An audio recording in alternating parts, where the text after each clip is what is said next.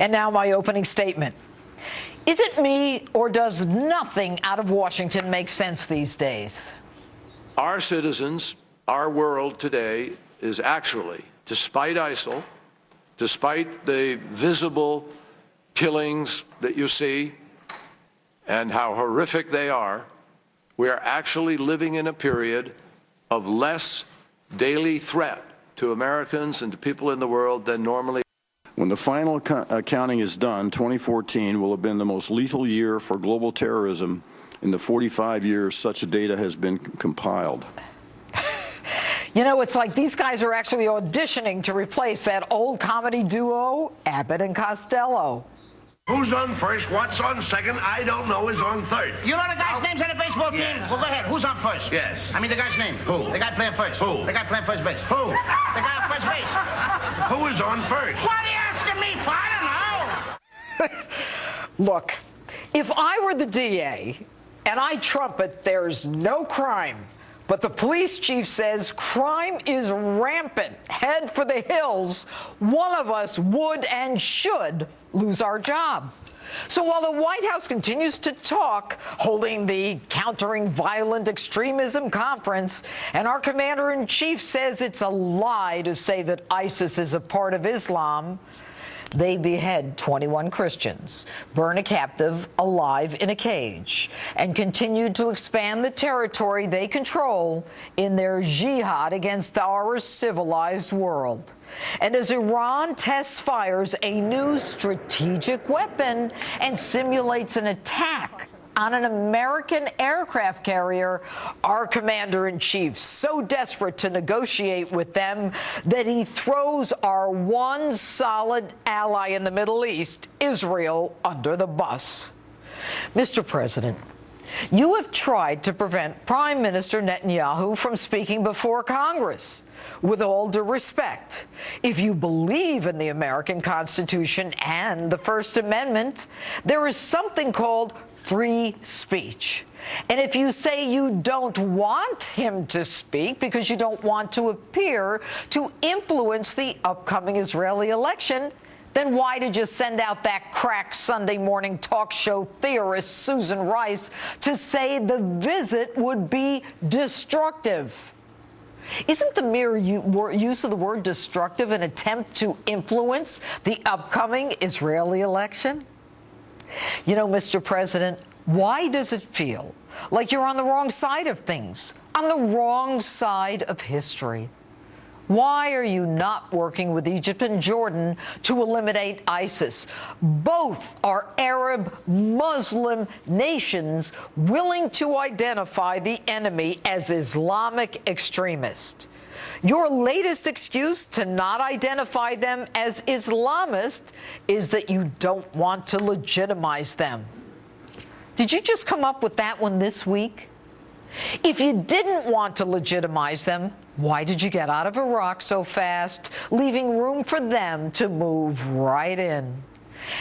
And when 21 of his people were killed, beheaded, Egyptian President el-Sisi had his military take to the air within 24 hours to bomb his enemy. And when Jordanian King Abdullah heard of the burning of his soldier, he raced back to Jordan to rally his forces, hang 2 terrorists, and organize a military strike against ISIS. But you, Mr. President, what do? You hit the golf course within minutes of announcing the beheading of an American citizen. It must be good to be you. And this week, in spite of your efforts to dissuade our one constant ally in the Middle East, Israel, Prime Minister Benjamin Netanyahu comes to Congress to speak to us, the American people, about the threat of the nation you so desperately want an agreement with, Iran. But you know what? 77% of Americans say potential Iranian nukes are a critical threat to us. But then again, he's a real leader. You can call him chicken crap, and you can say that his visit is destructive, but tell me this. What's more destructive?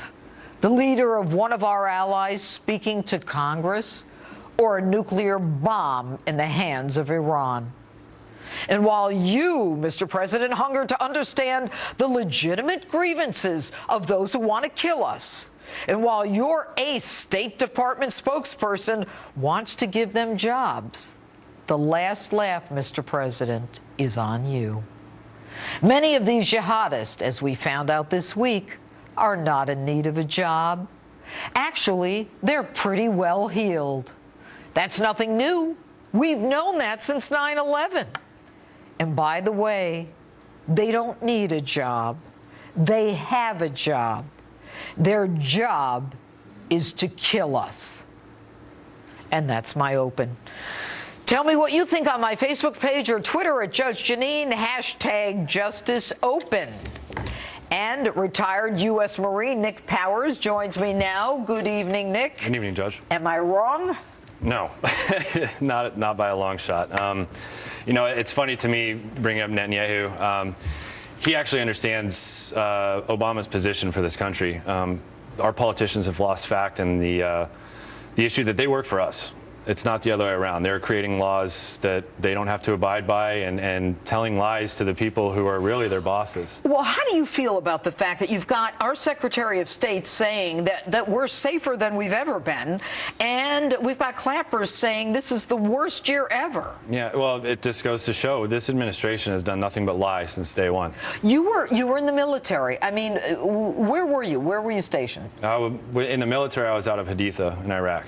Okay. Just at the north, where the entry point of the Euphrates is from the large lake, like Haklania or something like that. I can't remember the name of it. Okay. So did you feel that you had the full support of the American government behind you when you were there? Back when Bush was president, yes. How do other men in the military, members of the military, men and women, feel about their service now?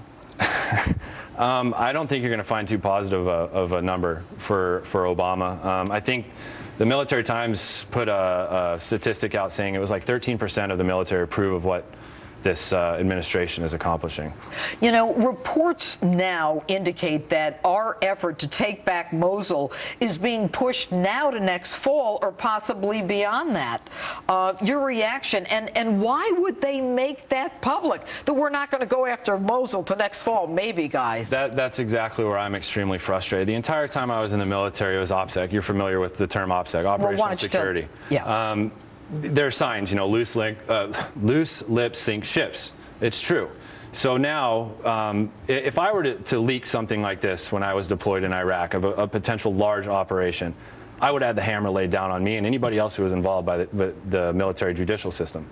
But yet now this administration feels it's okay to leak such a potential operation that there's no way that it would succeed now. You're giving ISIS months of advance notice that you're going to come back and try and push them out of a certain area. But, you know, we did the same thing in Afghanistan. He said, you know, we're going to get out of there by this time. And, you know, he wasn't behind the surge that was recommended. And then you've got Gates and Panetta, you know, saying this guy's heart isn't in it. No, well, it's just like how Iraq started. ISIS was allowed to move in because Obama did not listen to the general saying Iraq is not ready. I can personally tell you, Iraq's still not ready. They pretend to know what they're doing. And no, but nobody's even saying they're ready. I'm agreeing with you. Right. But that's how this whole ISIS thing was even allowed to start, because Obama's whole goal to win the second election, I'm pulling everybody out, correct? Right. And he did it, despite everybody saying no, no, no. And now look at what ISIS has done. All of my friends that died, all of the troops that have bled and sweat in Iraq to free those people from tyranny are now being oppressed and murdered even more because of this man's decision. This blood is on Obama's hands and our politicians. Going forward, I mean, how do we get the military to feel that they have a government behind them? I don't think that's a possibility until we get somebody who can actually be a leader.